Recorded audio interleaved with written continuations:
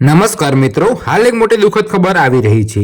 સંસદની સુરક્ષામાં મોટી ચૂક સામે આવતા હડકંપ મચી ગયો છે. તો મિત્રો, લોકસભાની કાર્યવાહી દરમિયાન આજે બે લોકો લોકસભા ગૃહમાં વિઝિટર ગેલેરીમાં નીચે કૂદ્યા. તેમના હાથમાં કંઈક સામાન હતો. ત્યારબાદ લોકસભા અફરાતફરી મચી ગઈ. જોકે ત્યારબાદ સાંસદોએ તેમને પકડી લીધા અને સુરક્ષા કર્મીઓને સોંપી દીધા હતા.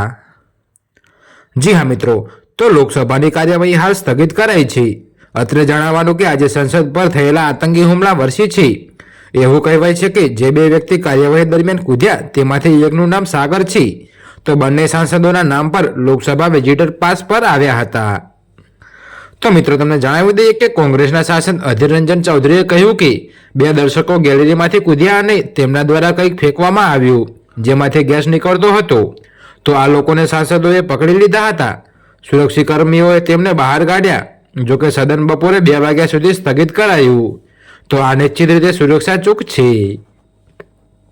જી હા મિત્રો, તો કોંગ્રેસ સાંસદ કીર્તિ ચિદમ્બરે કહ્યું કે અચાનક લગભગ 20 વર્ષના બે યુવકો વિઝિટર ગેલેરીમાંથી સંસદમાં કૂદ્યા અને તેમના હાથમાં સ્મોક ક્રેકર હતા. આ સ્મોક ક્રેકરથી પીળો ધુમાડો નીકળતો હતો. તેમાંથી એક અધ્યક્ષની ખુરશી તરફ ભાગવાની કોશિશ કરી રહ્યો હતો, તો કેટલાક નારા લગાવી રહ્યા હતા. તો મિત્રો, અત્યારે હાલ માટે આટલું જ. મળીશું નવા વિડીયો સાથે. અને જો તમને અમારા વિડીયો પસંદ આવતા હોય તો વિડીયોને લાઇક, કોમેન્ટ, શેર અને અમારી ચેનલને સબસ્ક્રાઇબ કરવાનું ભૂલતા નહીં મિત્રો.